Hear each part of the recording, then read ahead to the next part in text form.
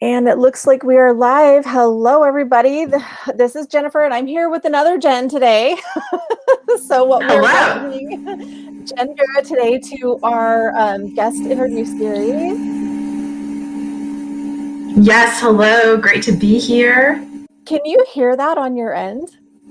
I don't hear anything on my end. Okay. I am going to, hopefully, if somebody is here, make a comment and see if you can hear, if everything sounds clear, because I'm hearing feedback in my audio. Um, okay, now it just cleared up. That's because Oh, muted. then you I muted. muted. Okay. Uh-huh. So let's just take a minute and let's just ground the energy in and see if we can help kind of bring that in, because it sounds like energy waves to me. So let's just take a minute and get really grounded. I know we were having a little bit of tech issues, which sometimes that can make the energy be a little bit erratic. We'll just center in and see if we can get that to calm down. There's a lot of energy going on, you guys, especially with everything in the astrology that's happening. And there's just so much going on. So it's really interesting right now that we're having the like literally I can hear sound vibration in the background. So let's see. There's some comments. Somebody said I can hear you both loud and clear. So try again, Jen, and we'll just see if we can get it. I still hear it a little bit, but if you're not hearing it, we'll just roll with it.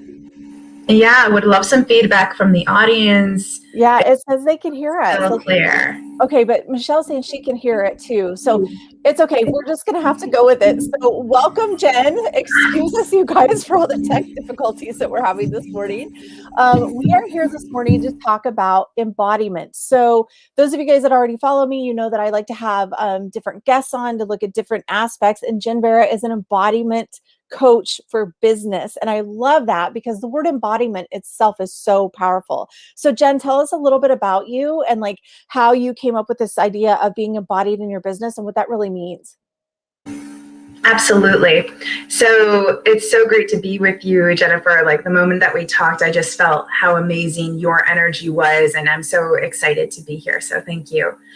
Embodiment, a lot of times in the coaching world, what I've come across, because the first thing that I started to teach was high ticket sales, which was a particularly challenging thing, especially for women and women business owners, for many reasons, which we don't need to go into. The key piece that really changed people from going to a concept in the head to actually doing the thing that gets them results is the embodiment piece. And what exactly does that mean?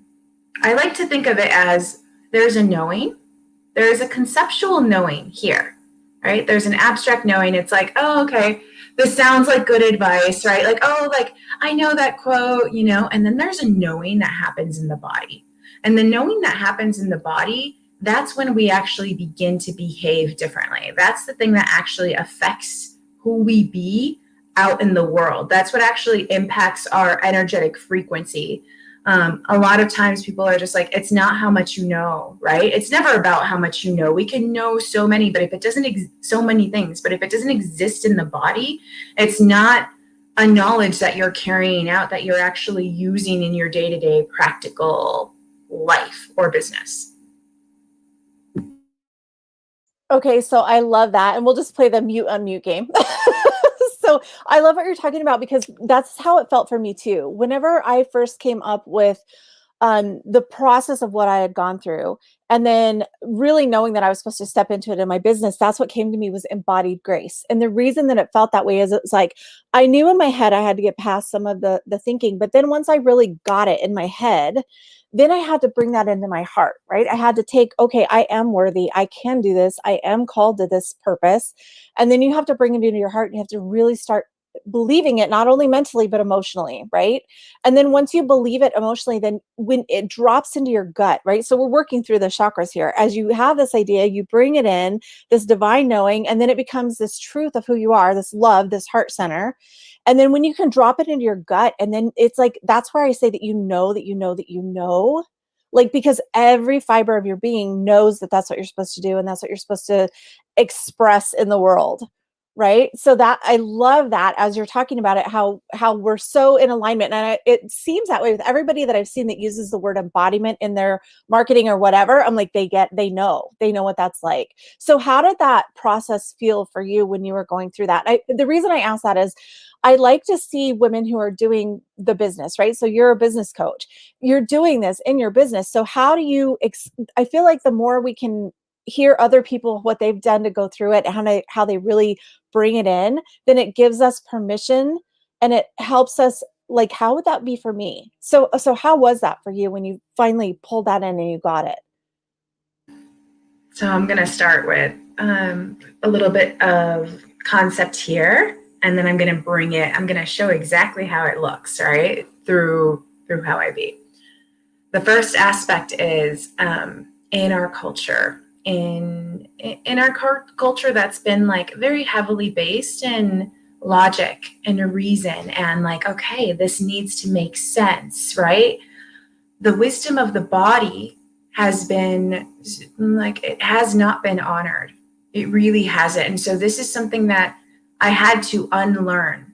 The unlearning was unlearning that logic is the only way to come to conclusions, that strategy is the only way to do things. So that was the first piece, like the unlearning, what I call the process of deconditioning. Because so long as we, what you believe you receive, so long as we hold certain things as truth, we can't access other truths. And so part of that process is like complete deconditioning of like what the rules are, what we were taught. Once that happened, I could understand that my body had great wisdom. And so in this scenario, human design really supported me in understanding the wisdom of my body, right? Because I'm a sacral authority.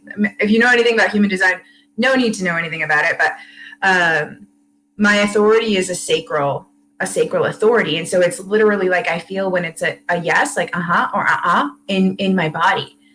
When I started running my business like that from my body instead of from my head, everything shifted.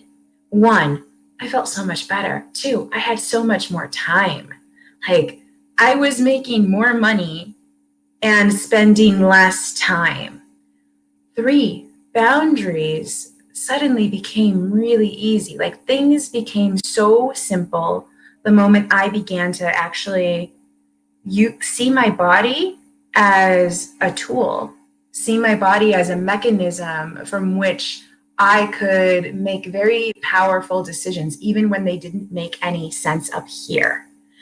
And that was, it was a bit of a transition because there was a lot of self-doubt. There was a lot of like, this makes no sense. Why am I hiring this coach? Like, I don't even know what they're going to do for me. Like, but it's like my body says yes. And so here we go. And then having evidence time after time after time, like it's a practice thing. It's a concept. I think a lot of times, like in business, there's a lot of sexiness with like, all right, quick wins, like let's do this fast, instant gratification. And in our culture, not even in business, but in our culture, there's like an obsession with that, right? And so I think that the practice and the consistency of trust, and I trust my body, and I trust me, and I trust my body, and I trust me, and I trust my decisions, like that over time yielded the evidence to go deeper into the trust. Yeah, I love that. So it's so interesting too, because the one little thing that you said, if I could take like one little thing out of that, is the practice of it. You have to do it repeatedly. It's really funny how that's been coming up a lot, like the last month or so for my clients. I'm like, you guys get back to the basics. Like seriously, are you breathing? Are you drinking enough water? Are you getting rest? Are you meditating? Are you listening to yourself? And for me, it's that gut feeling, right? Like I've always told my kids, and you guys all that have been around me already, you know that Christianity is kind of my foundation. And so I'm like, that is not just a funny feeling in your gut. That's the Holy Spirit helping direct you. So if it doesn't feel good, listen to what's going on in your gut. And what happens a lot of times is we override that with our thinking, because we're like, oh no, we should be doing this. And so we tend to then what happens is then we pull ourselves out of the body and try to rationalize and get in our mind. And so we disregard what we're truly feeling. And I think you're right. We've been trained away from trusting that. Yeah. Absolutely. Absolutely. I mean, think about like, okay, like let's just talk about America, like the United States, right? There's a logical progression. It's like, okay, like here's what you do to be successful. You go, you get good grades in school, and then you go to college, and then you study this thing, and then you go and you get a job in corporate America, a job that's going to take care of you. And then you just advance and advance and advance. And it's a very linear progression. And this is what has been instilled in us in order to get success, right? Like it's very linear. And this is again, like, I'll talk about it in the construct of masculine and feminine, because that's the best way I know how.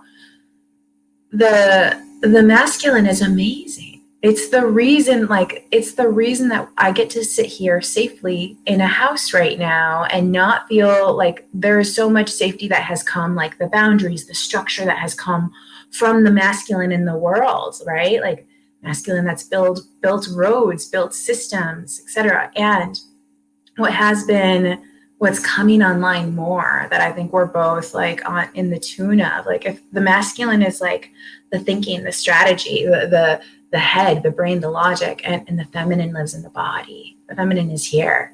And what has been taught to us less is the wisdom of the feminine, because the feminine sometimes it doesn't make logical sense, or sense in the construct of the world of like logic and making sense. It doesn't make sense in the construct that like we live in the culture of, and so of course, like, and this is where compassion and grace comes in, right? Because we can make ourselves wrong so easily. Even the whole concept of right and wrong is like just a construct, right? Like it's not real.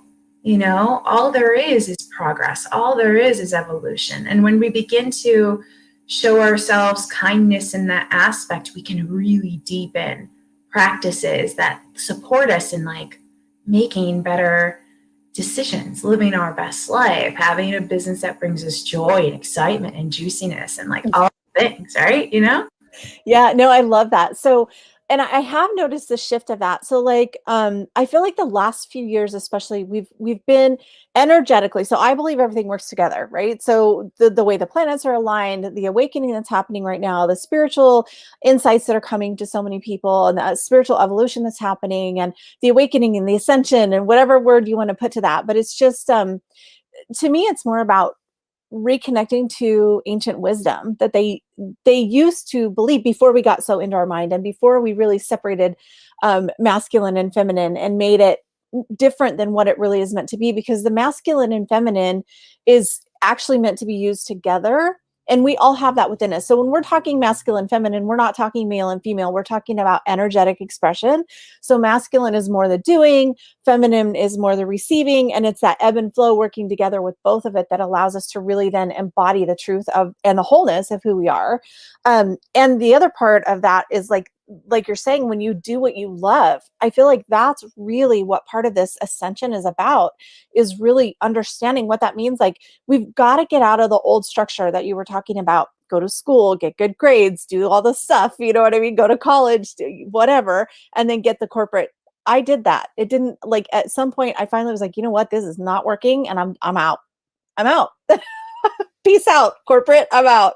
And so then I started really starting to trust myself um and trusting that everything always works out. I think that was one of the biggest hurdles for me, is that trusting that everything always works out. And when you can get away from worry, I feel like when you start to embody divine truth, then the worries don't have as much hold on you. And I think sometimes that's what keeps us so stuck. Yeah, like I'm just like, yes. And it's like, and this is like when you can experience truth in your body, right? Like, but this is like an example of this, absolutely. And trust in the divine, because all the stories that are not true melt away when you have that relationship with divinity, when you have that relationship with God. Mm. it's you're able to see yourself through the eyes of God as well, you know, like access it, like through the eyes of compassion, through the eyes of grace, through the eyes of beauty. And that deepens trust, because it's, you know, we're taught in the society too to like, you pull yourself up by the bootstraps, by bootstraps. It's a very harsh kind of thought process that's not true. It's so individualistic, you know. Well, So, and I think there's a time for that, because there is some times where you do have to you just have to dig in and just do it. But then if you can allow yourself the grace of not doing it right, right? Like giving yourself the grace of how long does that pulling yourself up by the bootstraps actually take, and not be so harsh about whatever it is. So really quick, you guys, I see people are on watching. Don't forget please, you know, chime in the comments, ask questions if you have them. And I'm watching the comments as they come up. We're getting a lot of good comments here. It says, my favorite Jens. I don't know who it is because it doesn't show the name. And then it says, the hardest distance is 18 inches between your heart and your head. I totally believe that too. And so we're getting lots of love on the comments as well. So for everybody that's here, thank you for being here. And I'm going to actually bring you back and put you on the spot, Jen, just because you are in the business thing. I want to ask you, why do you think it is so hard for high ticket sales for women? Because that's one of the things that I like to talk about too, is when we're stepping into business and divine alignment, doing what we're called to do from our soul. I always tell everybody, it doesn't matter if you need $800 or $8,000. It's exactly the same energetically. oh, so much juice in this question. Okay. So the reason I bring history into my responses is because I really believe that understanding breeds compassion and self-love.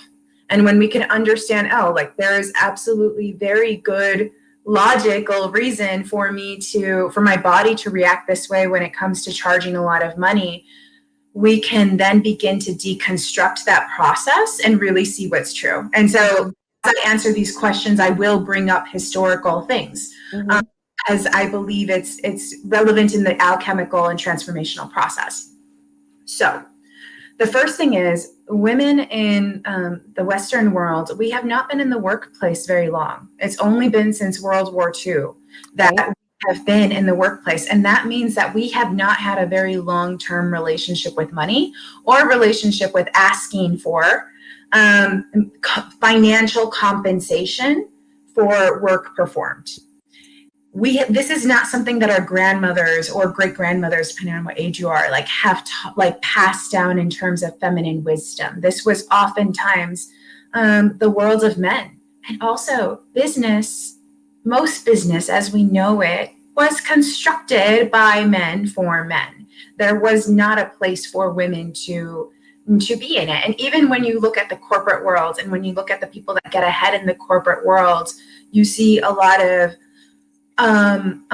women who are very successful, and they definitely have their divine feminine, their divine masculine, whatever construct, and it is just a construct. It's not real, right? But like, you see them behaving as though, like, you know, calling in their masculine in the world of competition, like behaving in the way of a man in order to get ahead in those ways, right? So it's not natural to women to exist in competition, to exist like it's not a natural. We can turn it on. We can turn a lot of things on. We can do whatever we want, right? Like there's complete freedom, but it's not a natural way that like we have been. That's our nature or nurture, right?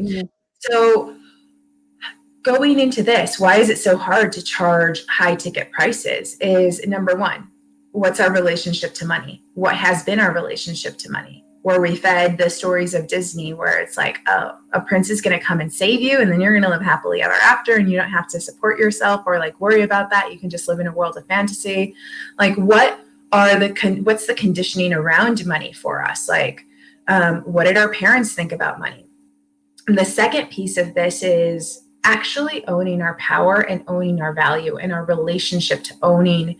And it's not, this is what I tell people. It's like, we often think of like, okay, when I feel worthy, when I finally feel worthy, reach this pinnacle of worthiness, then then I'll be able to charge, $20,000.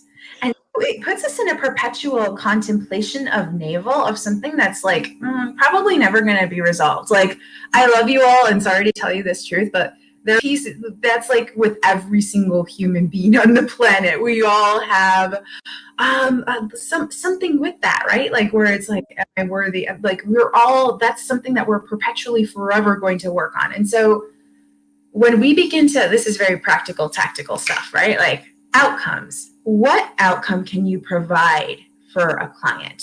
What's the highest level of outcome that you can provide for a client? What is that worth? When we begin to take our business outside of ourselves and really begin to see it from a very objective place. I did, I worked with a couple recently and did an intensive, and they're just like, well, we would have paid X amount for that. And there was just like, the outcome for them was worth that much. And so when we can begin to understand who is this for, who would pay this much money for this specific outcome, that's my magic, my genius that I can provide that feels amazing for me, it changes the conversation from this internal of like, am I worthy? What are my feelings about it? Which it's great to have feelings about it. This is something that we're forever going to work on, right? And that's not the thing. That's not the thing. Yeah. And the other piece is just like owning your power. Right. When I say owning your power, it's not this like forceful, I'm gonna force you to like buy this from me now, like type of sleazy used car salesman. I've got to, and that's the other thing. We have all of these preconceived notions about what sales are versus what the truth of sales are. Like, I just invested super high level with these coaches, and they are incredible. And it's stretching me so much. And it's like, they don't see me in my weakness. They only see me in my power. And I am becoming someone that it would have taken me years to become, and in the matter of like a month, 2 months, And when we begin to see people as like, there are no victims, like everyone is consenting and everyone gets to be super sovereign in their yes and their no. And we start to not make that mean something about us. When we can really fully detach from our story, that's when high ticket sales becomes really so easy. Easy. So it's so funny because even hearing you talk about this, I remember I just talked about this on a workshop that I did last weekend about, I have it's a 90-day program. It should probably be like a 9-month program. Honestly, it's just got so much in it, and everybody that's in it's like, oh my gosh, this is so much. But one of the things that we really have to get over is understanding that money is energy. And like, when you have something that, like when I finally had my own breakthrough and understanding about what it means to be worthy and how to live in your divine power and how to live from that place of abundance, because it's really a mindset shift, which people don't quite get until you get it. Once you get it, then you're like, oh my gosh, this has been here all along. And you're like, it's what I just did for myself, and what I just learned is like the most fantastic sales at Nordstrom's or Macy's or whatever. And you just want all of your girlfriends to know, like, and it's like, you've got to get this. It doesn't even matter how much it is, because it's going to change your life. And so it's so funny how the idea of worthiness and high ticket means something different to everybody, because high ticket could mean, again, going back to everything is energy. It could be 400 or it could be 4,000. It could be 40,000. There's all of these. It's going to be based on where you're resonating and what you believe is high ticket, what you believe is available to you in abundance in the universe. My personal story about money is I can remember like thinking, how can I be abundant? And how can everybody was like, oh, just keep using affirmations and saying that you're a millionaire. And eventually, and I'm like, that just feels like phony baloney to me. And so when I was like, this is not working for me. And so I actually even teach affirmations a little bit differently. And I say, no, where are you at? You've got to start from where you are. Like, start where you are. And if you've got 12 cents in your bank account, you can't say I'm a millionaire, because your body, so coming back to the embodiment piece, your body will never resonate and feel that that's truth. But if you can say, I'm allowing myself to learn more about money, I'm allowing myself to be open to receive money, like when you get to that space, it totally starts to shift. And then you can start working with a little bit more of the solid I am affirmations. But in the beginning, you may have to be in that I am allowing space. I am allowing myself to shift. I am allowing myself to learn. I'm allowing myself to be open to money, like all of those kind of things. So I love how everything that we talk about, like I can see how it meshes, because I feel like the more we can get this message out to more people and the more different ways that we look at it, the more it's going to really anchor in for so many. So we're already almost on half an hour. These things always go so fast. So really quick, tell everybody where they can find you. Do you have any freebie for the audience, or is there anything going on right now? Do you have a program? Like, tell us all about the good juicy details of how to find you. Okay, like one last thing on that. Shame. We can't talk about money without talking about shame. And like guilt and shame are some of the lowest, energetic emotional frequencies, right? And so many people have shame around asking for what they We're need, wanting more. what they want, having desires. And like, I know you work with a lot of spiritual entrepreneurs or spiritual people, right? And so like, what I have found is that spiritual entrepreneurs, like we tend to be like heart up, super active. Yeah. Like I'm here, I'm a light worker, like, and we tend to have like this insane martyr syndrome because our, solar plexus, our sacral, like our root chakra, like that's like underactive, right? And so there needs to be balance. And a lot of times, why is this? And I will be brief because I know like we're coming. No, it's okay. This is juicy, right? Like there's a lack of trust because many spiritual folks tend to be empaths. And we have seen the abuse of power over and over again. We've seen the abuse of like overt force. We've seen the abuse of money. Mm-hmm. We've seen holding money over our heads. We feel it so much, right? Like and so because of that, we've overly identified that money, power, like sexual energy, like that, like there's so much shame and guilt in that because we've seen the abuse in it. And I want to offer one thing for everyone watching that's going to change your life. And it's this.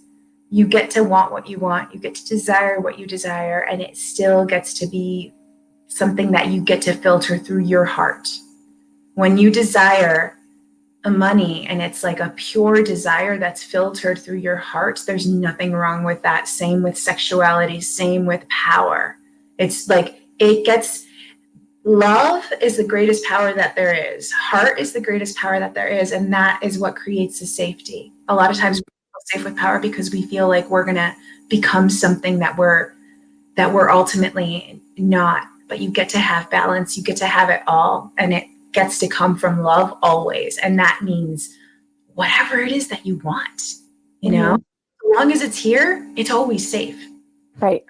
It's so funny. So as you're sitting there saying that, it's like, it's so funny because I feel like the last few years we've been trying so hard to bring the truth of spirituality and everything into our heart, right? Like I feel like that, and I'm getting chills right now just saying this. I feel like now the next step, because I feel like there's this shift that just happened, literally like in the last, I don't know if it was with the Aquarius selling, I don't know, but in the last couple of weeks, I feel like all of a sudden, like March 1st, I was like, the energy is different today. And just as you were speaking, and I just thought it, and I just got chills. Now we need to bring that in. Well, like we've got the spiritual stuff, and we've brought that in through our crown chakra. We have that divine knowing, that divine sight, that clairvoyance, whatever you want, all of the empath abilities and everything. We've understood that now into our heart. Now we've got to bring it into physical. We've got to bring it into those lower chakras and really root that down so that then we can be it. That's embodiment. I love it. Embodiment.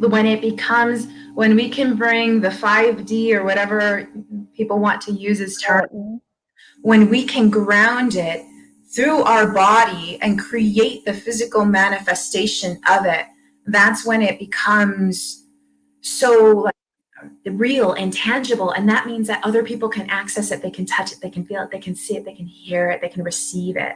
And so that's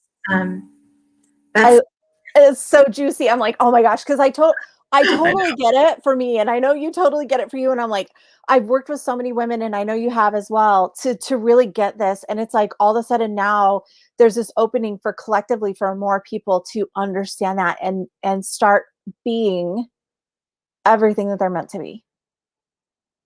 Oh yeah. It's time. And like the thing, you know, what turns me on is leadership. Like the only reason I love business so much is because it's such a powerful way to be sovereign and to lead others. And money, power, glory, the reason that that's so important right now for spiritual people, for spiritual entrepreneurs, is because we are the leaders that we've been waiting for. Yes. Now we are the leaders that we've been waiting for now. And if you're here, like, I'm like getting like my crown. God, more. I know, it's like, it's so juicy right now. If you are like, if you're hearing this and like, it's like turning something on in your body, like, yes, that means you. And leaders are willing to step into the fire. Leaders are willing to like step into their courage.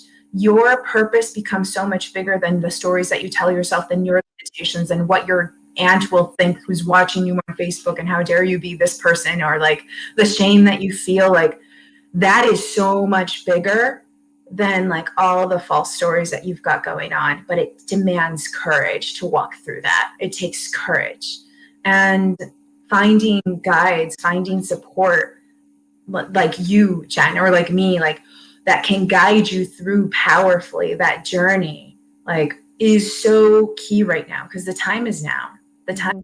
There has never been a better time for us, and the time is now. We're here to lead. I love that. I totally got a message in alignment with that this morning when I was channeling, and I was like, oh my goodness, okay, it is time. And that's exactly it. It's time. So I love that this is today that I'm talking to you, because it feels really powerful in this energy. Okay, so really quickly, we are running up on half an hour. I like to keep these short just because I know there's so many people that are so busy and there's so much going on. But thank you so much. Tell us where we can find you and all of the good juicy details of what you have going on right now.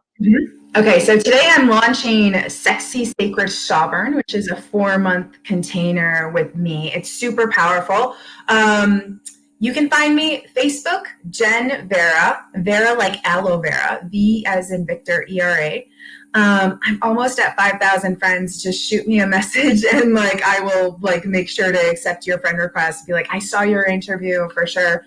Instagram, Jen.Vera. Freebie, how to have a high ticket sales conversation. This is a 90-minute masterclass I did. It's really powerful. If you want to understand the structure of how to have a high ticket sales conversation, just go to Jen Vera, JEN, as in Victor, ERA.com. And you can just pop-up will come up. You put your email in, and you'll get access to that lovely gem. I've closed millions of dollars using that structure. So love that so much. And for everybody that's watching, don't worry about having to write all this down. All of the links are actually in the description for this video, so you can go find all of the links for Jen. And thanks again for coming on today. It was I feel like it was perfect timing. It was. Thank you so much. This has been so amazing, a beautiful conversation. And thank you everyone for watching. Yeah. All right. Bye, everybody. Thank you so much. Again, all the links to find Jen are in there. Thank you guys for being on today. If you have any questions and you're watching the replay, just do #replay, and I will try to get back to you. And Jen can also be following to make sure that she can answer any questions that you have too. So sending you guys lots of love, and we'll see everybody soon.